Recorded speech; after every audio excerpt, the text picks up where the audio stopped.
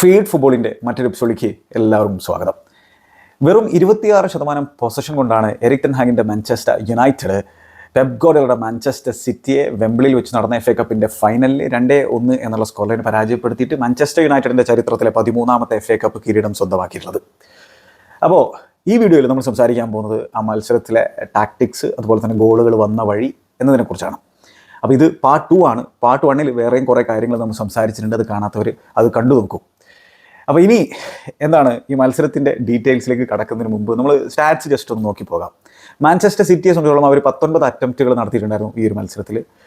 Manchester United ആണെങ്കിൽ 11 അറ്റംപ്റ്റുകൾ മാത്രമേ നടത്തിയിട്ടുള്ളൂ. 74% possession Manchester സിറ്റിക്ക് ഉണ്ടായിരുന്നു, 26% മാത്രമേ യുണൈറ്റഡിന് ഉണ്ടായിരുന്നുള്ളൂ. പക്ഷേ ഈ 26% പൊസഷൻ വെച്ചുകൊണ്ട് മാഞ്ചസ്റ്റർ യുണൈറ്റഡ് 5 തവണ ടാർഗറ്റിലേക്ക് അടിച്ചിട്ടുണ്ടായിരുന്നു എന്നുള്ളതാണ് ഇവിടെ എടുത്തു പറയാനുള്ള സംഭവം. അതിൽ 2 ഒരു ഗോളാക്കി മാറ്റുകയും ചെയ്തു.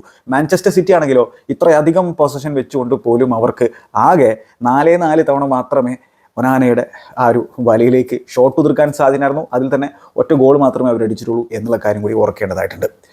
അപ്പോൾ എന്താണ് സംഭവിച്ചത്? ഇതിൽ തന്നെ ഫസ്റ്റ് ഹാഫിലെ സ്റ്റാറ്റ് നമ്മൾ നോക്കിക്കഴിഞ്ഞാൽ മാഞ്ചസ്റ്റർ സിറ്റിയെ സംബന്ധിച്ചിടത്തോളം അവർ ഫസ്റ്റ് ഹാഫിൽ ആകെ 3 അറ്റംപ്റ്റുകൾ മാത്രമേ നടത്തിയിട്ടുണ്ടായിരുന്നുള്ളൂ. 3 അറ്റംപ്റ്റുകൾ, അതിൽ 1 മാത്രമേ അവർക്ക് ടാർഗറ്റിൽ അടിക്കാൻ സാധിച്ചിട്ടുണ്ടായിരുന്നുള്ളൂ. നേരെ മറിച്ച് മാഞ്ചസ്റ്റർ യുണൈറ്റഡ് ആണെങ്കിൽ 5 അറ്റംപ്റ്റുകൾ നടത്തുന്നു, വളരെ കുറച്ച് പൊസിഷൻ വെച്ചിട്ടാണ്. അതായത് ഫസ്റ്റ് ഹാഫിലും 26% പൊസിഷൻ തന്നെയായിരുന്നു മാഞ്ചസ്റ്റർ യുണൈറ്റഡിന് ഉണ്ടായിരുന്നത്.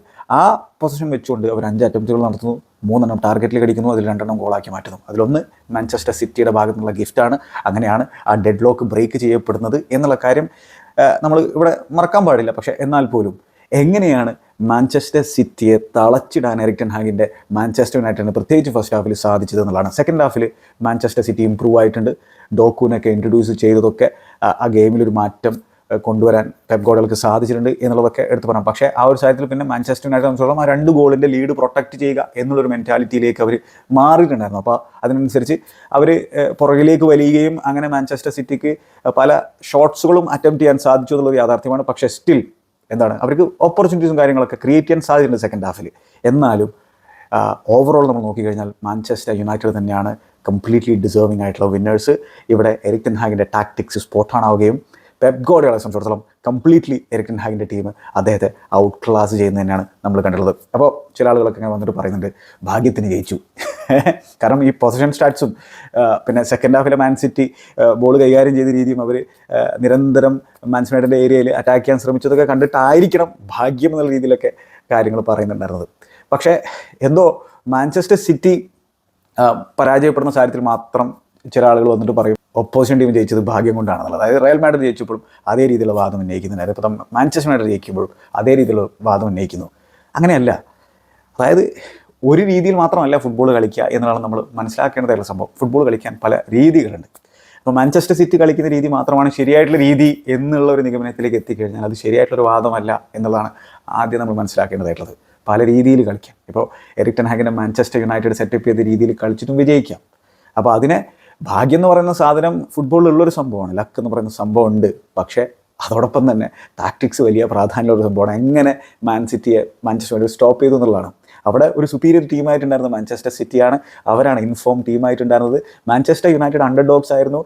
അഗെയിൻസ്റ്റ് ദി ഓഡ്സ് ആണ് അവർ ഈ മത്സരം വിജയിച്ചിട്ടുള്ളത്. കാരണം ആരും ഒട്ടുമിക്ക ആളുകളും പ്രതീക്ഷിച്ചിട്ടില്ല മാഞ്ചസ്റ്റർ യുണൈറ്റഡ് ഈ മത്സരം വിജയിക്കുന്നത്. അപ്പോൾ അങ്ങനെയുള്ളൊരു സിറ്റുവേഷനിൽ നിന്നുകൊണ്ട് ഒരുപാട് പ്രശ്നങ്ങൾ ബാക്ക്ഗ്രൗണ്ടിൽ ഉള്ളൊരു സാഹചര്യത്തിൽ പോലും എറിക് ടെൻ ഹാഗ് കൃത്യമായിട്ടുള്ളൊരു ഗെയിം പ്ലാൻ മുമ്പോട്ട് വെക്കുകയും അത് തൻ്റെ പ്ലേയേഴ്സ് തനിക്ക് വേണ്ടി എക്സിക്യൂട്ട് ചെയ്യുന്നതും കണ്ടപ്പോൾ അതേ സംബന്ധിച്ചോളം ഇതിലും സുഖമുള്ള വേറൊരു കാര്യം എന്താണ്. അപ്പോൾ ആ ഒരു സാഹചര്യത്തിൽ എറിക് ടെൻ ഹാഗിന് തന്നെയാണ് നമ്മൾ ക്രെഡിറ്റ് കൊടുക്കേണ്ടതായിട്ടുള്ളത്. പിന്നെ പെപ് ഗാർഡിയോളയുടെ ലൈനപ്പ് അദ്ദേഹത്തിന് പാളിപ്പോയി എന്നുള്ളതാണ് എൻ്റെ മറ്റൊരു കാഴ്ചപ്പാട്. അദ്ദേഹം അത് റെക്ടിഫൈ ചെയ്യാനുള്ള ശ്രമമൊക്കെ ഹാഫ് ടൈമിൽ നടത്താൻ ശ്രമിച്ചിട്ടുണ്ട്. അതിലേക്കൊക്കെ നമുക്ക് വരാം. അപ്പോൾ എന്തായിരുന്നു എറിക് ടെൻ ഹാഗിൻ്റെ പ്ലാൻ? നമ്മൾ ലൈനപ്പിലേക്ക് നോക്കിക്കഴിഞ്ഞാൽ അദ്ദേഹം ഒരു 4-2-2-2 ഫോർമേഷനിലാണ് പിന്നെ ടീമിനെ ആ സിസ്റ്റത്തെ മുമ്പോട്ട് വെച്ചിട്ടുണ്ടായിരുന്നത്. ഒനാന കീപ്പറായിട്ട്. ഇതിൽ ഏറ്റവും പ്രധാനപ്പെട്ട സംഭവം എറിക് ടെൻ ഹാഗിനെ സംബന്ധിച്ചിടത്തോളം അദ്ദേഹത്തിനൊരു ഫുള്ളി ഫിറ്റ് ഡിഫെൻസിന് മുമ്പോട്ട് വെക്കാൻ സാധിച്ചു എന്നുള്ളതാണ്. അതിൽ തന്നെ വരാനാണെങ്കിലും ലിസാൻഡ്രോ മാർട്ടിൻസ് ആണെങ്കിലും ഇവർ 2 പേരാണ് സെൻറ്റർ ബാക്ക് പാർട്ട്നേഴ്സായിട്ട് കളിച്ചത്. 2 പേരും ഇഞ്ചുറീസ് കഴിഞ്ഞിട്ട് തിരിച്ചു വരുന്ന ഒരു സാഹചര്യമാണ്. അപ്പോൾ പൂർണ്ണമായിട്ടും മാച്ച് ഫിറ്റ് അല്ല എന്നുള്ളതും ഈ ഒരു അവസരത്തിൽ എടുത്ത് പറഞ്ഞ സംഭവമാണ്. പക്ഷേ സ്റ്റിൽ അവരുടെ ആ ഒരു പ്രസൻസ് ആ ടീമിന് കൊടുക്കുന്ന ലിഫ്റ്റ് ചെറുതല്ല.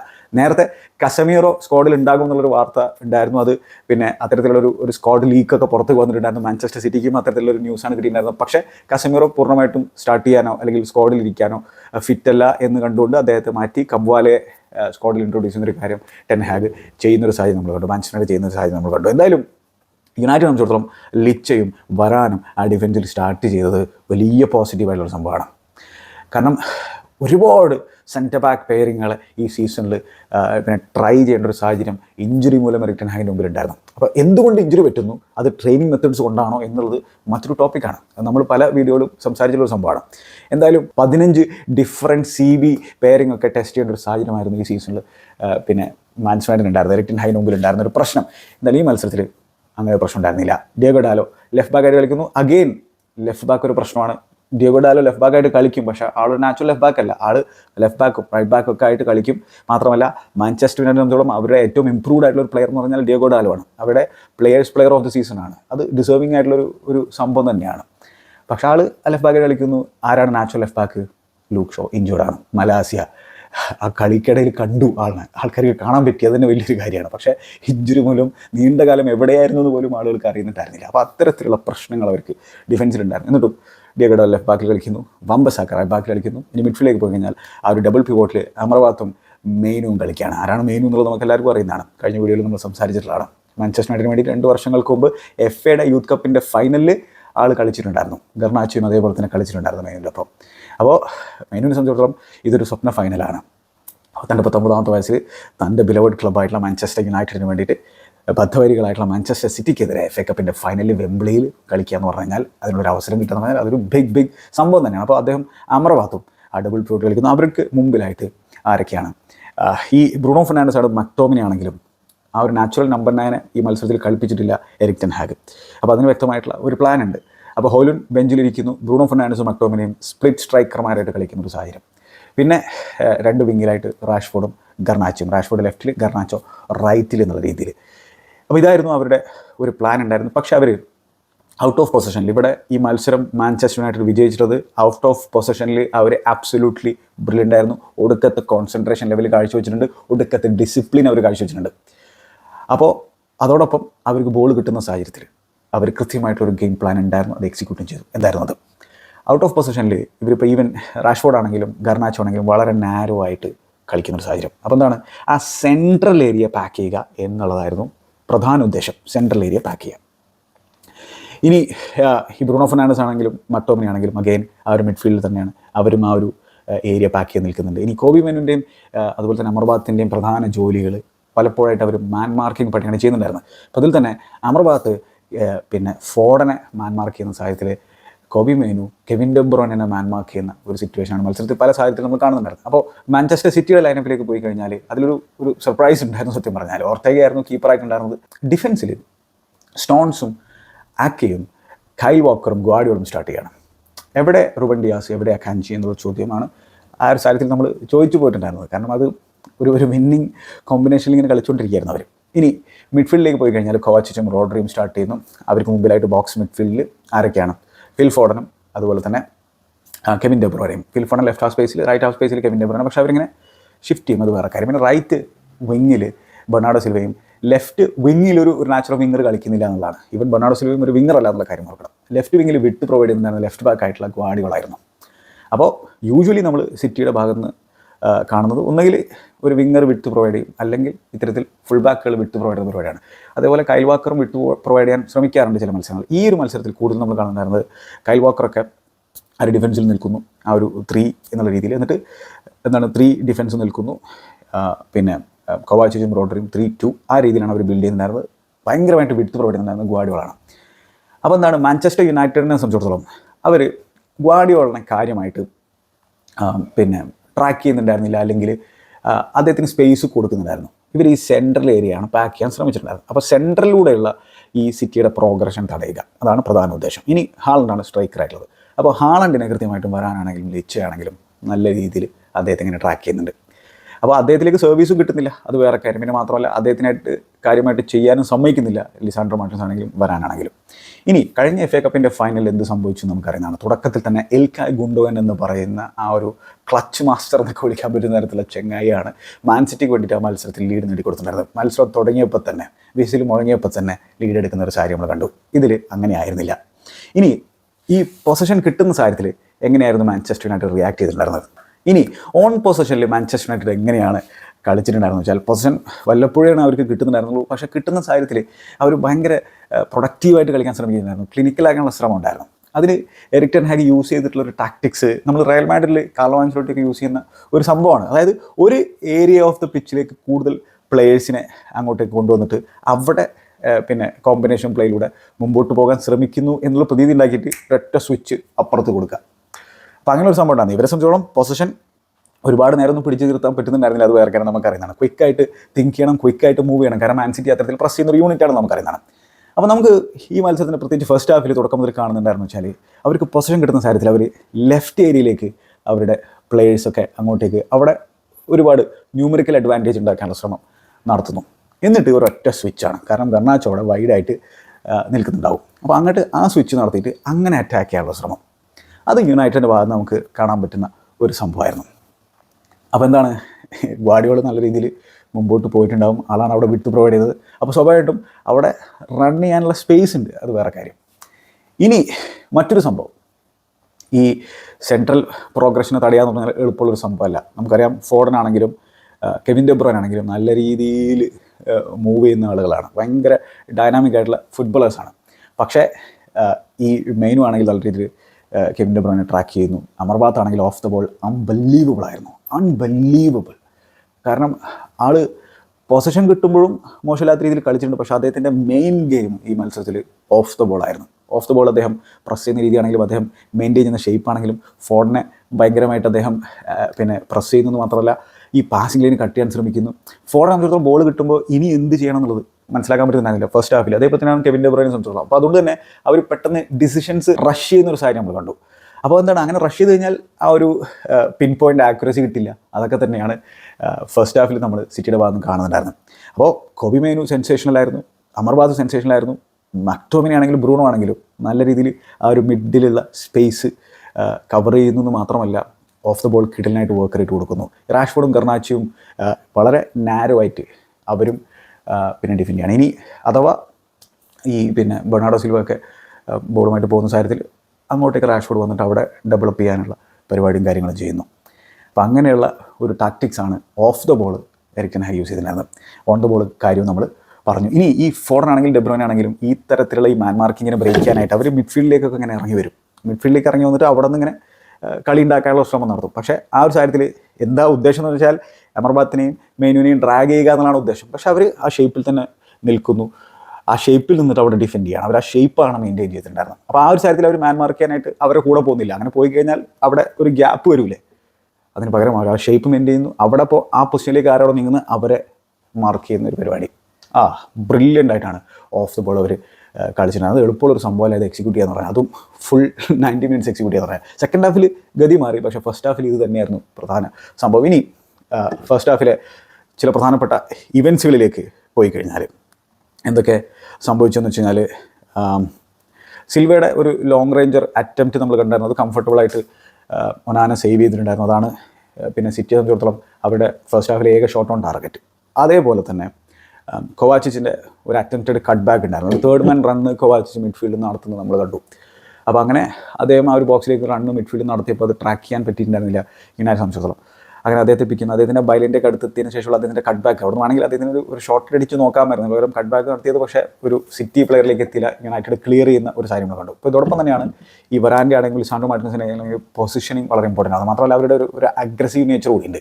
പിന്നെ ബോക്സിലേക്ക് കൊടുക്കുന്ന ആ ഒരു കെവിൻ ഡെ ബ്രൂയ്നൊക്കെ റൈറ്റ് ഹാഫ് സ്പേസിൽ നിന്ന് കൊടുക്കുന്ന ആ ബോളൊക്കെ ഉണ്ടല്ലോ, ആ ഒരു ലോഫ്റ്റഡ് ബോൾ, അതൊക്കെ ബാക്ക് പോസ്റ്റ് ഹാളണ്ടിന് ഉദ്ദേശിച്ച് കൊടുക്കുന്ന സാഹചര്യങ്ങളുണ്ട്. അതൊക്കെ വരാൻ ഹെഡ് ചെയ്ത് ക്ലിയർ ചെയ്യുന്ന സാഹചര്യം. അപ്പോൾ അങ്ങനെ ഏരിയൽ ഡ്യൂലുകളൊക്കെ വരാൻ വിൻ ചെയ്യുന്ന സിറ്റുവേഷനും നമ്മൾ ഈ ഒരു ഫസ്റ്റ് ഹാഫിൽ കാണുന്നുണ്ടായിരുന്നു. അപ്പോൾ മാൻ സിറ്റിയുടെ ട്രിക്കുകളൊന്നും വർക്കൗട്ട് ആകാത്ത ഒരു സിറ്റുവേഷനാണ് നമുക്ക് ഫസ്റ്റ് ഹാഫിൽ കാണാൻ പറ്റുന്നുണ്ടായിരുന്നത്. ഇനി യുണൈറ്റഡ് ആണെങ്കിൽ 1-2 അറ്റംപ്റ്റുകൾ നടത്തിയിട്ടുണ്ടായിരുന്നത് ലെഫ്റ്റ് സൈഡിലൂടെ ഒരു ബോൾ പ്രോഗ്രസ് ചെയ്തിട്ട് ആ ബോൾ റൈറ്റ് വിങ്ങിലൂടെ ബോക്സിലേക്ക് കടന്നിട്ടുണ്ടായിരുന്ന ഗർണാച്ചോയിലേക്കൊന്നും അദ്ദേഹത്തിൻ്റെ അറ്റംപ്റ്റ് സേവ് ചെയ്യുന്ന ഒരു സാഹചര്യം നമ്മൾ കാണുന്നത്. ഇപ്പോൾ തന്നെ ബ്രൂണോ ഫെർണാണ്ടസിൻ്റെ മനോഹരമായിട്ടുള്ള ഒരു ഔട്ട്സൈഡ് ദ റൈറ്റ് ഫുട്ട് കൊണ്ടുള്ള ഒരു ലോഫ്റ്റഡ് ബോൾ ഉണ്ടായിരുന്നു. ബ്യൂട്ടിഫുൾ സാധനം. റാഷ്ഫോർഡിലേക്ക് എത്തുന്നു. പക്ഷേ കൈൽ വാക്കർ തൻ്റെ പേസ് യൂസ് ചെയ്തിട്ട് അവിടെ റാഷ്ഫോർഡിനെ ഡിഫെൻഡ് ചെയ്യണം. പക്ഷേ എന്നിട്ട് കൈൽ വാക്കർ ബോക്സിൽ കൊടുത്തിട്ടുള്ള പാസ് അത് അത്ര മികച്ചതായിരുന്നില്ല. ആ പാസ് മക്ടോമിനിലേക്കാണ് എത്തിയിരുന്നത്. മക്ടോമിനിയുടെ ഷോട്ട് പക്ഷേ ബ്ലോക്ക് ചെയ്യപ്പെടുന്ന സാഹചര്യം. അപ്പോൾ അങ്ങനെ വളരെ കാഷ്വലായിരുന്നു സിറ്റി ഡിഫെൻഡിങ്ങിൽ എന്നുള്ളത് എടുത്തു എടുത്ത് പറയേണ്ടതായിട്ടുള്ള സംഭവമാണ്. ഈ മത്സരത്തിൽ ഉടനീളം ആ ഒരു സ്ലോപ്പിനെസ് നമുക്ക് കാണാൻ പറ്റുന്നതായിരുന്നു. അവരുടെ റിക്കവറി റണ്ണുകൾ ഉണ്ടല്ലോ, യൂഷ്വലി നമ്മൾ കാണുന്ന തരത്തിലുള്ള ആ ഒരു പേസോ സംഭവങ്ങളോ ഉണ്ടായിരുന്നില്ല. അപ്പോൾ ഇതിൽ മാൻ സിറ്റി ആരാധകർ ചോദിക്കുന്നത്, നിങ്ങൾ എന്താണ് ഒരുപാട് കള്ളു കുടിച്ചോ, ഒരുപാട് പാർട്ടി ചെയ്തോ, പിന്നെ ആ ഒരു ലീഗ് ടൈറ്റിൽ അടിച്ചതിന് ശേഷം, കാരണം ഒരു ചരിത്രം സൃഷ്ടിച്ചിട്ടുള്ള ഒരു സംഭവമാണ്. പക്ഷേ അത് ഒരു എക്സ്ക്യൂസായിട്ട് നമുക്ക് ഒരിക്കലും കാണാൻ പറ്റില്ല എന്നുള്ളതാണ്. കാരണം അത് ഒരു പ്രൊഫഷണൽ രീതിയല്ല. ഇനി അങ്ങനെയാണെങ്കിൽ തന്നെ എന്തായാലും വളരെ ആവറേജ് ആയിരുന്നു അവർ ഡിഫെൻഡിങ്ങിൽ, വളരെ സ്ലോപ്പി ആയിരുന്നു അവർ. മാത്രമല്ല അവരുടെ എനർജിയിലും ഒരു ഒരു ഒരു കുറവ് നമുക്ക് കാണാൻ പറ്റുന്നുണ്ടായിരുന്നു.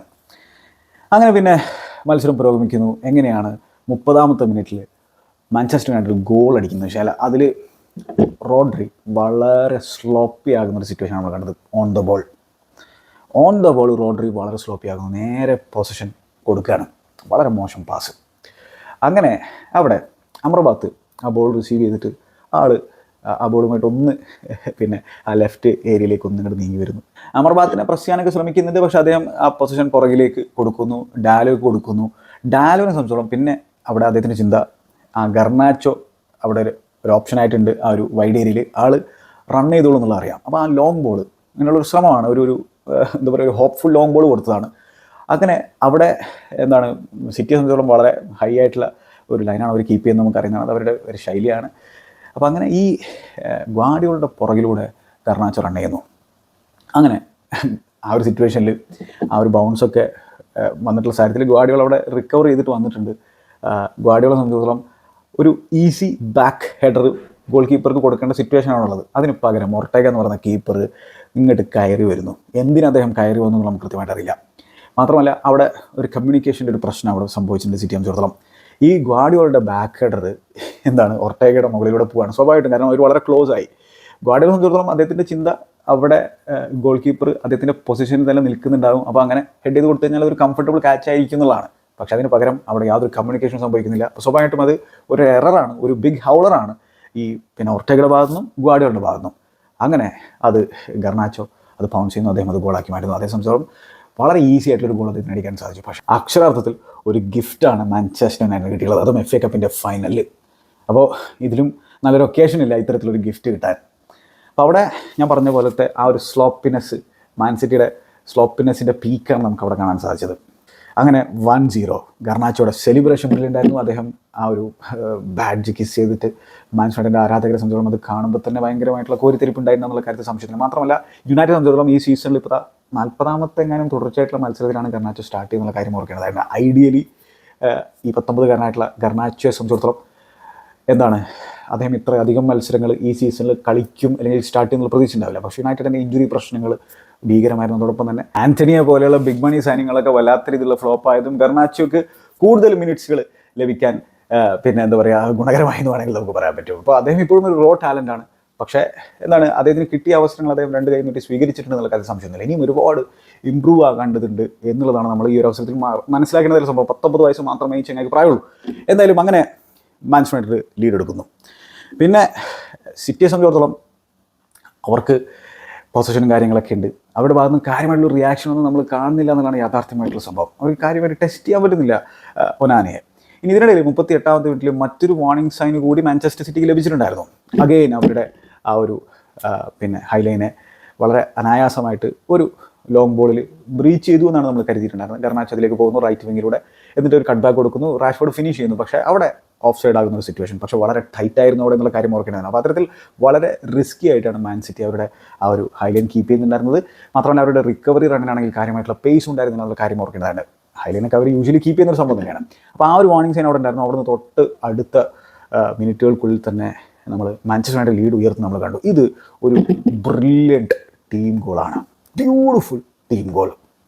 അപ്പോൾ ഈ ഒരു അവസരത്തിൽ ഇപ്പോൾ ഈ ഒരു 1-0 മാൻ സിറ്റി നീങ്ങിയിട്ടുള്ള സാഹചര്യത്തിൽ പെപ് ഗാർഡിയോള ചെറിയൊരു മാറ്റം വരുത്തിയിട്ടുണ്ടായിരുന്നു. റോഡ്രിയോട് കുറെ കൂടി മുമ്പോട്ട് കയറി കളിക്കാൻ പറയുന്നു. കോവാച്ചിനോട് അവിടെ സിറ്റ് ചെയ്യാൻ ആവശ്യപ്പെട്ടിട്ടുണ്ടായിരുന്നു. കാരണം കൂടുതൽ നമ്പേഴ്സ് വെച്ചിട്ട് അറ്റാക്ക് ചെയ്യാനുള്ള ഒരു പരിപാടി, പിന്നെ മാത്രമല്ല റോഡ്രിയുടെ ആ ഒരു അറ്റാക്കിംഗ് എബിലിറ്റി കൂടി യൂസ് ചെയ്യാമെന്നുള്ള ഒരു ചിന്തയുടെ പുറത്ത്. അങ്ങനെ ഈ ഗോളിൽ നമ്മൾ നോക്കിക്കഴിഞ്ഞാൽ മാൻ സിറ്റി ആ ഒരു ലെഫ്റ്റ് ചാനലിലൂടെ അറ്റാക്ക് ചെയ്യുന്നു. അങ്ങനെ റോഡ്രി കൃത്യമായിട്ടും നല്ലൊരു മൂവും കാര്യങ്ങളൊക്കെ നടത്തിയിട്ട് ആ ബോക്സിലേക്ക് എത്തിയതിന് ശേഷം ലെഫ്റ്റ് സൈഡിൽ നിന്ന് ഒരു കട്ട് ബാക്ക് കൊടുത്തത് കൃത്യമായിട്ടും കെവിൻ ഡെ ബ്രൂയിനിലേക്ക് എത്തിയിട്ടുണ്ട്. അപ്പോൾ ആ ഒരു മൂവ് കറക്റ്റായിരുന്നു. കെവിൻ ഡെ ബ്രൂയിനെ സംബന്ധിച്ചിടത്തോളം അതിൻ്റെ ആ ഒരു ഷോട്ട് അദ്ദേഹത്തിന് ഒട്ടും കൺവിക്ഷനോട് കൂടി അടിക്കാൻ സാധിച്ചിട്ടുണ്ടായിരുന്നില്ല. അങ്ങനെ വളരെ ഈസി ആയിട്ട് അവിടെ മാൻച്ച്മെൻറ്റർ അവിടെ അത് ഡിഫെൻഡ് ചെയ്തിട്ടുള്ള സാഹചര്യത്തിൽ ഇനി ഒരു കൗണ്ടർ അറ്റാക്കിംഗ് സിനാരിയോ ആണ്. അപ്പോൾ ബ്രൂണോ ഫെർണാണ്ടസിലേക്ക് ആ ബോൾ എത്തുമ്പോൾ ബ്രൂണോ ഫെർണാണ്ടസിൻ്റെ ഇൻ്റലിജൻസ് ആ ഒരു ബിൽഡപ്പിൽ കിടിലനാണ്. ഈ ഗോളിൻ്റെ തുടക്കത്തിലും ഒടുക്കത്തിലും ബ്രൂണോ ഫെർണാണ്ടസിൻ്റെ ഇൻ്റലിജൻസ് നമുക്ക് കാണാൻ പറ്റുന്നുണ്ട്. അവിടെ കൊവാച്ചിച്ച് സിറ്റ് ചെയ്യുന്നതിന് പകരം മുമ്പോട്ട് കയറി പ്രസ് ചെയ്യണം. അപ്പോൾ അവിടെ പ്രസ് ചെയ്യുന്നത് ഒരു സാധാരണ പരിപാടിയാണ് സിറ്റി സംബന്ധിച്ചിടത്തോളം. പ്രസ് ചെയ്ത് കഴിഞ്ഞാൽ അത് വിൻ ചെയ്യാൻ പറ്റുന്നില്ലെങ്കിൽ ആളെ ട്രാക്ക് ചെയ്യണം. അതാണ് അവിടെ ഏറ്റവും ഇമ്പോർട്ടൻ്റ് ആയിട്ടുള്ള സംഭവം. അങ്ങനെ ബ്രൂണോ ഫെർണാണ്ടസിനെ പ്രസ് ചെയ്യാൻ ചെല്ലുന്നു. പക്ഷേ അവിടെ ബ്രൂണോ ഫെർണാണ്ടസ് വളരെ ക്ലെവറായിട്ട് ആ ബോൾ തൻ്റെ മുമ്പിലൂടെ റൺ ചെയ്യുന്ന മെയിനുവിന് കൊടുക്കുന്നു. മെയിൻ എന്ത് ചെയ്യുന്നു വെച്ചാൽ അത് റാഷ്ഫോർഡിന് കൊടുക്കുന്നു. ഈ ഒരു സാഹചര്യത്തിലൊക്കെ കൊവാച്ചിച്ച് പിന്നെ ബ്രൂണോയെ കാണുന്നുണ്ട്, പക്ഷേ ബ്രൂണോയുടെ റണ്ണൊന്നും ട്രാക്ക് ചെയ്യുന്നില്ല എന്നുള്ളതാണ് അവിടെ എടുത്തുകൊണ്ടായിട്ടുള്ള സംഭവം. അങ്ങനെ റാഷ്ഫോർഡിലേക്ക് ആ ബോൾ എത്തിയതിനു ശേഷം റാഷ്ഫോർഡ് ആ ലെഫ്റ്റിൽ നിന്ന് ആ ബോൾ സ്പ്രേ ചെയ്യുകയാണ് ഗർണാച്ചോയിലേക്ക് എത്തുന്നു. ഗർണാച്ചോ അത് നല്ല രീതിയിൽ താഴേക്ക് ഇറക്കുന്നു ആ ബോൾ. എന്നിട്ട് റൈറ്റ് വിങ്ങിലൂടെ അദ്ദേഹം കട്ട് ഇൻസൈഡ് വരാൻ ശ്രമിക്കുന്നതിനിടയിൽ ഈ ബ്രൂണോ ഫെർണാണ്ടസ് അപ്പോഴേക്കും ഓടി ആ ഒരു ബോക്സിന് പുറത്തേക്ക് എത്തിയിട്ടുണ്ട് എന്നുള്ളതാണ്. ഈ ബ്രൂണോ ഫെർണാണ്ടസിൻ്റെ ഈ ഒരു പിന്നെ പുറകിൽ നിന്ന് മുമ്പോട്ടേക്കുള്ള ഒരു യാത്രയിൽ അദ്ദേഹത്തിൻ്റെ സ്കാനിങ് എബിലിറ്റി കൂടി നമ്മൾ നോക്കേണ്ടതായിരുന്നതാണ്. അദ്ദേഹം മെയിനുവിൻ്റെ റണ്ണ് ഇങ്ങനെ കാണുന്നുണ്ട്, മെയിനു എങ്ങോട്ടേക്കാണ് പോകുന്നത് കൃത്യമായിട്ട് കാണുന്നുണ്ട്. അദ്ദേഹം അത് സ്കാൻ ചെയ്യുന്നത് കൃത്യമായിട്ട് അദ്ദേഹത്തിലേക്ക് ബോൾ എത്തുന്ന സാഹചര്യത്തിലും അദ്ദേഹത്തിന് അറിയാം എവിടെയാണ് മെയിന് നിൽക്കുന്നത് കൃത്യമായിട്ടുള്ള ധാരണയുണ്ട്. അപ്പോൾ അങ്ങനെ അവിടെ സിറ്റിയെ സംബന്ധിച്ചിടത്തോളം ആരും ബ്രൂണോയുടെ റണ്ണ് ട്രാക്ക് ചെയ്യുന്നില്ല. അതാണ് അവിടെ ഏറ്റവും പ്രധാനപ്പെട്ട ഒരു ഇഷ്യൂ. അപ്പോൾ ആരാണത് ട്രാക്ക് ചെയ്യേണ്ടത്? സ്വാഭാവികമായിട്ടും കൊവാച്ചിച്ച് തന്നെയാണ്. കൊവാച്ചിച്ചാണ് സിറ്റ് ചെയ്യുന്നുണ്ടായിരുന്നത്, കാരണം റോഡ്രി മുമ്പോട്ടേക്ക് പോയിട്ടുണ്ടായിരുന്നു. അവിടെ കൊവാച്ചിച്ച് ആളെ ട്രാക്ക് ചെയ്യുന്നില്ല. ബ്രൂണോ ആ ബോൾ റിസീവ് ചെയ്തതിനു ശേഷം ഗർണാച്ചോയുടെ നിന്ന് റിസീവ് ചെയ്ത ഉടനെ തന്നെ അതിന് കൃത്യമായിട്ട് അറിയാം എവിടെയാണ് മെയിൻ നിൽക്കുന്നത്. എന്നിട്ടോ അങ്ങനെ അറിഞ്ഞാൽ പോരാ, ആ പാസ് അവിടെ കിട്ടുന്ന സാഹചര്യത്തിൽ അത് എക്സിക്യൂട്ട് ചെയ്യാൻ സാധിക്കണം. അതിൻ്റെ വെയിറ്റ് കൃത്യമായിരിക്കണം. അതൊരു ബ്യൂട്ടിഫുൾ പാസ്സാണ്. ഒരു രക്ഷയില്ലാത്തൊരു പാസ്. അവിടെ മറ്റൊരു മിസ്റ്റേക്ക് സിറ്റി സംബന്ധിച്ചിടത്തോളം മെയിനുവിനെ ആരെ ട്രാക്ക് ചെയ്യുന്നതാണ്, മെയിനുവിൻ്റെ റണ്ണ്.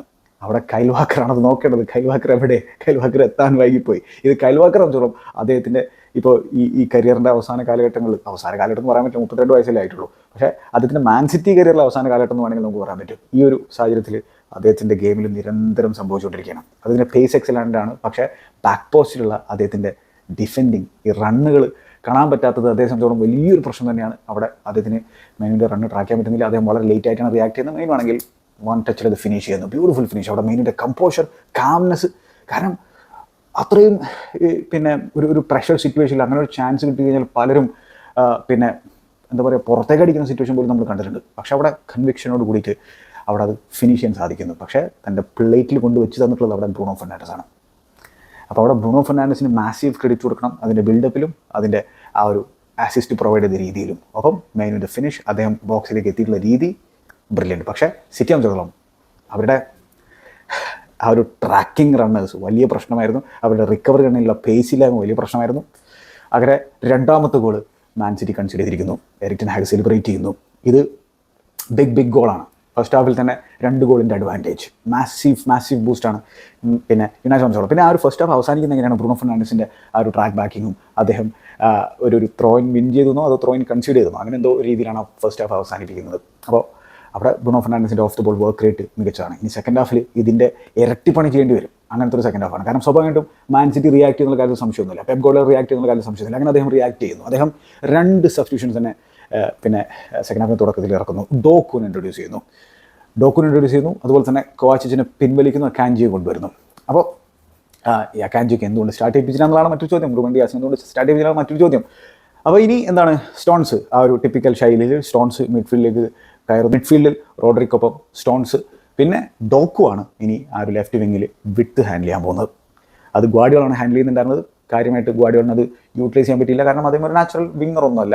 ശരിയാണ്, അദ്ദേഹത്തിന് ഗോൾ സ്കോറിങ് ഫോമും കാര്യങ്ങളൊക്കെ ഉണ്ട്, റീസെൻറ്റ് ഫോം നോക്കി കഴിഞ്ഞാൽ. പക്ഷേ ഒരു നാച്ചുറൽ വിങ്ങറിനെ പോലെ ഒരു ഡിഫൻഡർ കളിക്കാൻ പറ്റില്ലല്ലോ.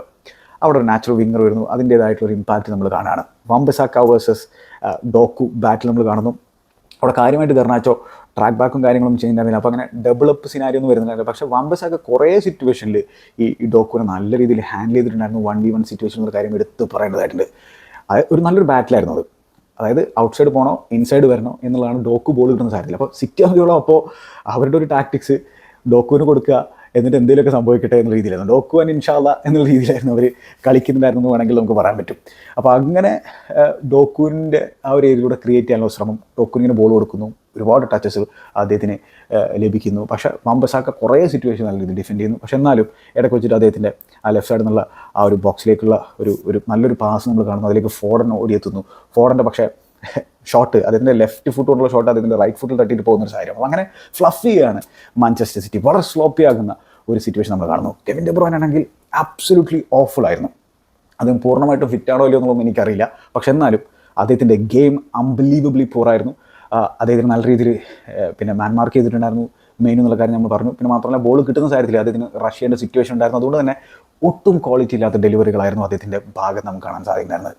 ഒരു ക്വാളിറ്റി ഉണ്ടായിരുന്നില്ല. One of his worst performance എന്ന് വേണമെങ്കിൽ നമുക്ക് പറയാൻ പറ്റുന്ന തരത്തിലുള്ള ഒരു പെർഫോമൻസാണ് കെവിൻ ഡെ ബ്രൂയ്ന FA കപ്പിൻ്റെ ഫൈനലിൽ പ്രദർശിപ്പിച്ചിട്ടുണ്ടായിരുന്നത്. അങ്ങനെ അദ്ദേഹത്തെ പിൻവലിക്കുന്നു, അൽവാരസിനെ കൊണ്ടുവരുന്നു. അങ്ങനെ ഒരു മാറ്റം പെപ് ഗാർഡിയോള നടത്തുന്ന ഒരു കാര്യം കണ്ടു.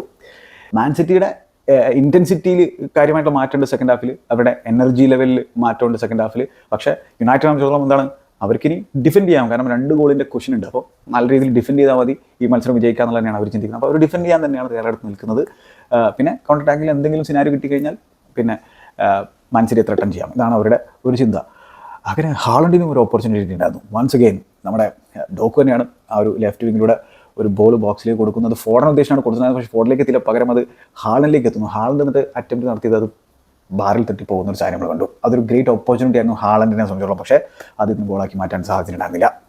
ഇനി ഇതിനിടയിലാണെങ്കിൽ അൽവാരസ് ഒരു കോർണറിൽ നിന്ന് അൽവാരസിനെ പിക്ക് ചെയ്യുന്നു. റൈറ്റ് ഹാഫ് സ്പേസിൽ നിൽക്കുന്ന അൽവാരസ് അത് പാസ് കൊടുക്കാൻ ശ്രമിക്കുന്നത് യുണൈറ്റഡ് പ്ലെയർ തട്ടിയിട്ട് അൽവാരസിലേക്ക് തന്നെ വന്നു വീഴുന്നു. അതേ ഒരു അറ്റംപ്റ്റ് നടന്നു, പക്ഷേ അത് പുറത്തേക്ക് പോകുന്നു.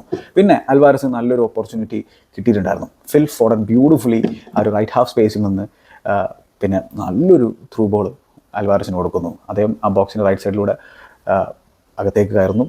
എന്നിട്ടോ അദ്ദേഹത്തിൻ്റെ അറ്റംപ്റ്റ്, അദ്ദേഹം പാസ് ചെയ്യാനാണ് ശ്രമിച്ചത് ബോൾ വലയിലേക്ക്, അത് പുറത്തേക്ക് പോയി എന്നുള്ളതാണ്. പുറത്തേക്കാണ് അദ്ദേഹം പാസ് ചെയ്ത് വിട്ടത്. ഇനി കൈൽ വാക്കർ ആണെങ്കിലും നല്ല 2 അറ്റംപ്റ്റുകൾ നടത്തിയിട്ടുണ്ടായിരുന്നു സെക്കൻഡ് ഹാഫിൽ. ഔട്ട്സൈഡ് ദ ബോക്സിൽ നിന്ന് കൈൽ വാക്കറിൻ്റെ 2 അറ്റംപ്റ്റുകൾ, അത് ഒന്ന് മനോഹരമായിട്ട് വൺ ഹാൻഡ് കൊണ്ട് ഒനാന സേവ് ചെയ്യുന്നതാണ് നമ്മൾ കണ്ടത്. Beautiful hit, beautiful save. മറ്റൊന്ന് അഗെയിൻ നല്ലൊരു ഇത്തവണ ഒരു ലോ ഷോട്ടാണ് അടിച്ചിട്ടുണ്ടായിരുന്നത് കൈൽ വാക്കർ. ഇതും ഒനാന സേവ് ചെയ്യുന്നു. റീബൗണ്ട് ആ ഒരു ഡേഞ്ചറസ് ഏരിയയിലേക്കാണ് വന്നിട്ടുണ്ടായിരുന്നത്. പക്ഷേ അത് യുണൈറ്റഡ് ക്ലിയർ ചെയ്യുന്ന ഒരു സിറ്റുവേഷൻ നമ്മൾ കാണുന്നു. അപ്പോൾ അങ്ങനെ ഒനാന മികച്ച രീതിയിൽ ആ സിറ്റുവേഷൻ വരെ കളിക്കുന്നത് നമ്മൾ കാണുന്നത്. അദ്ദേഹം ചില പഞ്ചസും കാര്യങ്ങളൊക്കെ നടന്നു. ഒരു സിറ്റുവേഷനിൽ പിടിക്കാവുന്ന ഒരു ബോൾ പഞ്ച് ചെയ്യാനുള്ള ശ്രമം അദ്ദേഹം നടത്തുന്ന സിറ്റുവേഷൻ നമ്മൾ കണ്ടു. പക്ഷേ ഓവറോൾ അദ്ദേഹം നല്ല രീതിയിലാണ് അതുവരെ കളിച്ചിട്ടുണ്ടായിരുന്നുള്ള കാര്യം ഓർക്കേണ്ടതായിട്ടുണ്ട്. ഇതിനിടയിൽ കൗണ്ടർ അറ്റാക്കിങ്ങിൽ ഗർണാച്ചോ ഒർട്ടേഗയെ ടെസ്റ്റ് ചെയ്തിട്ടുള്ള ഒരു സിറ്റുവേഷൻ കൂടി നമ്മൾ കണ്ടിട്ടുണ്ടായിരുന്നു. പിന്നെ എന്താണ്, മാഞ്ചസ്റ്റർ യുണൈറ്റഡിനെ സംബന്ധിച്ചിടത്തോളം അവർക്ക് ഇപ്പോൾ ഈ ലിസാൻഡ്രോ മാർട്ടിനസിനൊന്നും ഫുൾ 90 മിനിറ്റ് കളിക്കാൻ പറ്റുന്ന തരത്തിലുള്ള മാച്ച് ഫിറ്റ്നസ് ഇല്ല. അപ്പോൾ ആളിനെ പിൻവലിക്കണം. അങ്ങനെ അദ്ദേഹത്തെ 73ാമത്തെ മിനിറ്റിൽ പിൻവലിച്ചിട്ടുണ്ടായിരുന്നു. ജോണി എവൻസിനെ ആണ് കൊണ്ടുവന്നിട്ടുണ്ടായിരുന്നത്. അപ്പോൾ ഈ ലിസാൻഡ്രോ മാർട്ടിനസ് ഓൾറെഡി പുള്ള് ചെയ്തിട്ടുണ്ടായിരുന്നു. അപ്പോൾ പുള്ള് ചെയ്തിട്ടുള്ള സാഹചര്യത്തിൽ അദ്ദേഹത്തിന് ക്രാമ്പാണെന്നാണ് എനിക്ക് തോന്നുന്നത്. അവന് ഹാംസ്ട്രിങ് ആണെന്ന് കൃത്യമായിട്ട് അറിയില്ല. എന്തായാലും അതിന് കണ്ടിന്യൂ ചെയ്യാൻ പറ്റില്ല. അപ്പോൾ അദ്ദേഹം ആ ഗ്രൗണ്ടിൽ നിന്ന് പുറത്തു പോകാൻ എടുത്തിട്ടുള്ള റൂട്ട് എന്ന് പറഞ്ഞാൽ ആ ലോങ്കസ്റ്റ് റൂട്ടാണ് എടുത്തിട്ടുണ്ടായിരുന്നത്. യൂഷ്വലി നമ്മൾ കാണുന്നതാണ് ആ ഒരു ഷോർട്ടസ്റ്റ് റൂട്ടിലൂടെ പുറത്തേക്ക് പോകുന്നതാണ്. പക്ഷേ അവിടെ ആ സമയം കൊല്ലാനായിട്ട് ലിസാൻഡ്രോ മാർട്ടിനസ് അത്തരത്തിൽ ആ ലോങ്കസ്റ്റ് റൂട്ട് എടുക്കുന്നു. അത് കൈൽ വാക്കർ എന്ന് പറഞ്ഞ മാൻ സിറ്റി ക്യാപ്റ്റൻ ഇഷ്ടപ്പെട്ടില്ല. അദ്ദേഹം ഏണിടാൻ പോയി നമ്മുടെ ലിച്ചിനോട്, നല്ല ആളോടാണ് ഏണിടാൻ പോകുന്നത്. ലിസാൻഡ്രോ മാർട്ടിനസ് നമ്മൾ പണ്ട് യുണൈറ്റഡിലൊക്കെ കണ്ടിട്ടുള്ള തരത്തിലുള്ള ആ ഒരു അഗ്രഷൻ കാര്യങ്ങൾ കാഴ്ചവെക്കുന്ന തരത്തിലുള്ള ഒരു ചങ്ങയാണ്. ഒരു ഓൾഡ് ഫാഷൻഡ് ഒരു ഡിഫൻഡറാണ്. ആ ഒരു അഗ്രഷനും എന്താ പറയുക, ഒരു സ്ട്രീറ്റ് ഫൈറ്റിന് തയ്യാറായിട്ട് നിൽക്കുന്ന തരത്തിലൊരു ചങ്ങയാണ്. അപ്പോൾ അത് ആരാധകരെ സംബന്ധിച്ചിടത്തോളം അങ്ങനെയുള്ള സംഭവങ്ങളൊക്കെ കാണുമ്പോണ്ടല്ലോ, ഒരാളൊരു പാഷൻ കാഴ്ചവെക്കുമ്പോൾ അത് ഭയങ്കര പിന്നെ നമുക്കൊക്കെ കോരിത്തെരിപ്പിക്കുന്ന ഒരു സംഭവമാണ്. അപ്പോൾ അത്തരത്തിലുള്ള ഒരു സംഭവമുണ്ട് ഈ ലിസാൻഡ്രോ മാർട്ടിനസിൻ്റെ ഗെയിമിൽ. അദ്ദേഹം ക്വാളിറ്റിയാണ്. അതോടൊപ്പം തന്നെ അദ്ദേഹത്തിൻ്റെ ആ ഒരു അഗ്രഷനിലും ആ ഒരു ക്യാരക്ടറിലും അദ്ദേഹം ആ ഒരു എന്താ പറയുക വിന്നിങ് മെൻറ്റാലിറ്റി കാഴ്ചവെക്കുന്ന തരത്തിലുള്ള ചങ്ങായാണ്. അപ്പോൾ അങ്ങനെ അദ്ദേഹത്തോട് ഏണിടാൻ പോകുന്നു. അദ്ദേഹം തിരിച്ച് കൈൽ വാക്കറിനോട് എന്തൊക്കെയോ പറഞ്ഞു പോകുന്നു, പുറത്തേക്ക് പോവാ എന്നുള്ള രീതിയിലൊക്കെയാണ് പറഞ്ഞതെന്നാണ് എനിക്ക് തോന്നുന്നത്. എന്തായാലും പകരം അദ്ദേഹം പോകുന്നു. പിന്നെ ഇവൻസ് വരുന്നു. പിന്നെ ഇവൻസും വരാനും വയ്യാതായിട്ടാണ്. പക്ഷേ വരാൻ കണ്ടിന്യൂ ചെയ്യാൻ തീരുമാനിക്കാൻ കാരണം വരാനെ സംബന്ധിച്ചോളം അദ്ദേഹത്തിൻ്റെ അവസാനത്തെ മാഞ്ചസ്റ്റർ കുപ്പായത്തിലെ മത്സരമാണത്. അപ്പോൾ അദ്ദേഹം എല്ലാം കൊടുക്കാൻ തയ്യാറായിട്ട് നിൽക്കുകയാണ്. അദ്ദേഹം പല ഏരിയൽ ഡ്യൂലുകളും വിൻ ചെയ്യുന്നു. അദ്ദേഹം ആ ഒരു ഡിഫൻസിനെ ഓർഗനൈസ് ചെയ്യുന്നു. പക്ഷേ ലിസാൻഡ്രോ മാർട്ടിനസ് വാസ് സെൻസേഷണൽ. ആ ഒരു 70 മിനിറ്റിൽ അദ്ദേഹത്തിൻ്റെ ക്വാളിറ്റി കാഴ്ചവെച്ചിട്ടുണ്ടെന്ന് തന്നെയാണ്. വരാനും ലിസാൻഡ്രോ മാർട്ടിനസും ഗോൾ കിക്കുകൾ പോലും സെലിബ്രേറ്റ് ചെയ്യുന്നു. മാത്രമല്ല ഈ ലിസാൻഡ്രോ മാർട്ടിനസിൻ്റെ കാലിൽ ബോൾ കിട്ടുമ്പോൾ കംഫർട്ടബിളായിട്ട് അതൊരു മറ്റൊരു യുണൈറ്റഡ് താരത്തിൻ്റെ കാലുകളിലേക്ക് തന്നെ എത്തും എന്നുള്ള തരത്തിലൊരു വിശ്വാസമുണ്ട്. അപ്പോൾ മാത്രമല്ല അദ്ദേഹം സ്പേസ് ഡിഫെൻഡ് ചെയ്യുന്ന രീതി ഒരു കിഡിലൻ സെൻറ്റർ ബാക്കാണ് ലിസാൻഡ്രോ മാർട്ടിൻസ് എന്നുള്ള കാര്യം സംശയമില്ല. ഒരു ടോട്ടൽ പാക്കേജാണ് ചങ്ങായി. ആകെ പ്രശ്നം ഈ സീസണിൽ ഒടുക്കത്തെ ഇഞ്ചുറി പറ്റിപ്പോയി. ഇനിയിപ്പോൾ ഇത് പുതിയ ഇഞ്ചുറി ആണോ എന്നുള്ളത് നമുക്കറിയില്ല. എന്തായാലും അങ്ങനെ ഇഞ്ചുറി പറ്റാതിരുന്നു കഴിഞ്ഞാൽ യുണൈറ്റഡിനെ സംബന്ധിച്ചിടത്തോളം ലിസാൻഡ്രോ മാർട്ടിൻസ് ഉണ്ടാക്കാൻ പോകുന്ന ഒരു ഇമ്പാക്റ്റ് ചെറുതായിരിക്കില്ല. ആൾ കളിക്കുമ്പോൾ കൃത്യമായിട്ടൊരു വ്യത്യാസം നമുക്ക് കാണും. യുണൈറ്റഡ് ഫാൻസിനെ സംബന്ധിച്ചിടത്തോളം തന്നെ ഒരു വല്ലാത്തൊരു കോൺഫിഡൻസ് അവർക്ക് കിട്ടും ലിസാൻഡ്രോ മാർട്ടിൻസിനെ ആ ലൈനപ്പിൽ കാണുമ്പോൾ തന്നെ എന്നുള്ളതാണ്. അത്തരത്തിലൊരു ഇമ്പാക്റ്റ് ഉണ്ടാക്കാൻ പറ്റുന്ന തരത്തിലുള്ള പ്ലെയറാണ്. അപ്പോൾ അങ്ങനെ അദ്ദേഹം കാര്യമായിട്ടാണ് ഇവാൻസ് വന്നിട്ടുണ്ടായിരുന്നത്. അങ്ങനെ വീണ്ടും സിറ്റി ഇങ്ങനെ ട്രൈ ചെയ്തുകൊണ്ടിരിക്കുന്നതിനിടയിൽ 87ാമത്തെ മിനിറ്റിൽ ജെറമി ഡോക്കു ആ ഗോളടിക്കുകയാണ്. അപ്പോൾ അവിടെ ഈ ജെറമി ഡോക്കിനിടക്ക് റൈറ്റ് വിങ്ങിൽ കളിപ്പിക്കാനുള്ള ശ്രമം നടത്തുന്നുണ്ടായിരുന്നു. കാരണം വംബസാക്ക കുറേ ആ ഒരു 1v1 സിറ്റുവേഷൻ വിൻ ചെയ്യുന്ന സാഹചര്യത്തിൽ അദ്ദേഹത്തെ റൈറ്റ് വിങ്ങിൽ കളിപ്പിച്ചിട്ടുണ്ടായിരുന്നു. പിന്നെ വീണ്ടും അദ്ദേഹം ലെഫ്റ്റ് വിങ്ങിലേക്ക് വരുന്നു. പിന്നെ അദ്ദേഹത്തിന് ഈ ലെഫ്റ്റ് ബാക്കിൻ്റെ ഒരു സപ്പോർട്ടൊന്നും കിട്ടുന്നുണ്ടായിരുന്നില്ല. ഒരു ഓവർലാപ്പിംഗ് റണ്ണൊന്നും വരുന്നുണ്ടായിരുന്നില്ല. പക്ഷേ ബെർണാർഡോ സിൽവയോട് കൂടി അങ്ങോട്ടേക്ക് വരാൻ പിന്നെ ആവശ്യപ്പെട്ടിട്ടുണ്ടായിരുന്നു പെപ് ഗോർഡിയോള. അതും ഈ കോർണറിലൊക്കെയാണ് കൂടുതലും സംഭവിക്കുന്നുണ്ടായിരുന്നത്. അപ്പോൾ അങ്ങനെ ആ ഒരു സിറ്റുവേഷൻ വന്നതോട് കൂടിയിട്ട് വംബസാക്കക്ക് ഇത്തിരി പ്രശ്നമുണ്ടായി. കാരണം ഈ ബെർണാർഡോ സിൽവയുടെ റണ്ണ് കൂടി നോക്കേണ്ട ഒരു ദൗത്യം അദ്ദേഹത്തിനുണ്ട്. അപ്പോൾ ഈ ഗോൾ വരുന്നത് എങ്ങനെയാണെന്ന് വെച്ചാൽ ഗർനാച്ചോ അവിടെ ഡെവലപ്പ് ചെയ്യാൻ വന്നിട്ടുണ്ട്. അപ്പോൾ വംബസാക്ക ഗർനാച്ചോയെ ഏൽപ്പിച്ചു ഡോക്കുവിനെ ഹാൻഡിൽ ചെയ്യാൻ. കാരണം വെച്ചാൽ ഈ ബെർണാർഡോ സിൽവയുടെ പ്രസൻസ് ആണ് അവിടെ പ്രശ്നമായിട്ടുള്ളത്. അങ്ങനെ ഡോക്കു കട്ടിങ് സൈഡ് ചെയ്തിട്ട് ഒരു ഷോട്ട് അടിക്കുന്നു. അത് സത്യം പറഞ്ഞാൽ ഒനാനെ സംബന്ധിച്ചോളം സേവ് ചെയ്യേണ്ട തരത്തിലൊരു സാധനമാണ്. അദ്ദേഹത്തിൻ്റെ കയ്യിൽ തട്ടിയിട്ട് അത് ഉള്ളിലേക്ക് പോയി. അത് വളരെ മോശം കീപ്പിംഗ് ആണ് അവിടെ ഒനാനയുടെ ഭാഗത്ത് നമ്മൾ കണ്ടത്. അത് മാൻ സിറ്റിക്ക് ഒരു ഹോപ്പ് കൊടുത്തു, ഭീകരമായിട്ടുള്ളൊരു ഹോപ്പ്. പിന്നെ എന്താണ് 7 മിനിറ്റ് എങ്ങാനും ആയിരുന്നില്ല ഇഞ്ചുറി ടൈം. സ്വാഭാവികമായിട്ടും അതിൽ ചിലപ്പോൾ മാൻ സിറ്റി തിരിച്ചു വരുന്നുള്ളൊരു പ്രതീക്ഷ മാൻ സിറ്റി ആരാധകർക്ക് കിട്ടിയിട്ടുണ്ടാവും. പക്ഷേ മാൻ സിറ്റി വളരെ സ്ലോപ്പി ആയിരുന്നുള്ളത് തന്നെയാണ്. ഈവൻ ഒരു കോർണറൊക്കെ കിട്ടേണ്ട ഒരു സാധനം ജോൺ സ്റ്റോൺസ് ഒക്കെ പോയിട്ട് അത് ഗോൾ കിക്ക് ആക്കുന്ന സിറ്റുവേഷൻ നമ്മൾ കണ്ടു. ജോൺ സ്റ്റോൺസ് ഒന്നും എന്താ പറയുക ഈ സീസണിൽ അതേ സംബന്ധിച്ചോളം പൂർണ്ണമായിട്ടും അതിൻ്റെ ഫിസിക്കൽ ഫിറ്റ്നസ് മെയിൻറ്റെയിൻ ചെയ്യാൻ സാധിച്ചിട്ടില്ല. അപ്പോൾ അതിൻ്റേതായിട്ടുള്ള ഒരു പ്രശ്നം അതിൻ്റെ ഗെയിമിൽ നമുക്ക് കാണാൻ സാധിക്കുന്നുണ്ടായിരുന്നു. കഴിഞ്ഞ സീസൺ എന്ന് പറഞ്ഞാൽ അതേ സംബന്ധിച്ചോളം ഒരു ഡ്രീം സീസൺ ആയിരുന്നു. പക്ഷേ ഈ സീസണിൽ ഇഞ്ചുറീസ് അതായത് കാര്യമായിട്ട് അലട്ടിയിട്ടുണ്ട്. ഫിറ്റ്നസ് ഒരു പ്രശ്നമാണ്. അത് നമുക്ക് കാണാൻ പറ്റുന്നുണ്ടായിരുന്നു. ഈ മത്സരത്തിലും അതിൻ്റേതായിട്ടുള്ള എവിഡൻസുകൾ നമുക്ക് കാണാൻ പറ്റുന്നത്. അപ്പോൾ ഭയങ്കര സ്ലോപ്പി ആയിരുന്നു മാഞ്ചസ്റ്റർ സിറ്റി. പിന്നെ മാത്രമല്ല ഈ യുണൈറ്റഡിൻ്റെ ഈ ഒരു വളരെ കോമ്പാക്റ്റ് ആയിട്ടുള്ള വളരെ ഡിസിപ്ലിൻ ഡിഫെൻഡിങ് യൂണിറ്റിനെ ബ്രേക്ക് ഡൗൺ ചെയ്യാൻ മാൻ സിറ്റിക്ക് അധികമൊന്നും സാധിച്ചിട്ടുണ്ടായിരുന്നില്ല. നമ്മൾ എടുത്ത് പറഞ്ഞ ഒരു സംഭവമാണ്. ശരിയാണ്, അൽവാരസിന് ഓപ്പർച്യൂണിറ്റി കിട്ടിയിട്ടുണ്ടായിരുന്നു, ഹാളണ്ടിന് ഓപ്പർച്യൂണിറ്റി കിട്ടിയിട്ടുണ്ടായിരുന്നു. പക്ഷേ അവർക്ക് വളരെ കുറച്ച് തവണ മാത്രമേ ഒനാനെ ടെസ്റ്റ് ചെയ്യാൻ സാധിച്ചിട്ടുണ്ടായിരുന്നുള്ളൂ. അപ്പോൾ അത് മാൻ സിറ്റിയുടെ ഈ സീസണിലെ ആവറേജ് ഷോട്ട്സ് ഓൺ ടാർഗറ്റ് എന്ന് പറഞ്ഞാൽ 6 ഷോട്ട്സ് ഓൺ ടാർഗറ്റാണ്. പക്ഷേ ഈ മത്സരത്തിൽ അവർക്ക് ആകെ 4 ഷോട്ട്സ് ഓൺ ടാർഗറ്റുകൾ മാത്രമേ അടിക്കാൻ സാധിച്ചുള്ളൂ. സെക്കൻഡ് ഹാഫിൽ ഒരുപാട് അറ്റംപ്റ്റുകൾ അവർ നടത്തി, 16 അറ്റംപ്റ്റുകൾ അവർ നടത്തി. പക്ഷേ കാര്യമായിട്ട് ഒനാനയെ ടെസ്റ്റ് ചെയ്യാൻ സാധിച്ചിട്ടുണ്ടായിരുന്നില്ല. കൈൽ വാക്കറിൻ്റെ ആ ഒരു ഡിസ്റ്റൻസിൽ നിന്നുള്ള ഷോട്ടുകൾ മാത്രമാണ് പ്രശ്നം ഉണ്ടാക്കിയിട്ടുണ്ടായിരുന്നുള്ള കാര്യമാണ് എടുത്ത് പറഞ്ഞത്. അപ്പോൾ എന്തായാലും എറിക് ടെൻ ഹാഗിൻ്റെ മാസ്റ്റർ പ്ലാൻ വർക്കൗട്ടായി. മാഞ്ചസ്റ്റർ യുണൈറ്റഡ് 13ാമത് തവണ FA കപ്പ് കിരീടം സ്വന്തമാക്കിയിരിക്കുകയാണ്.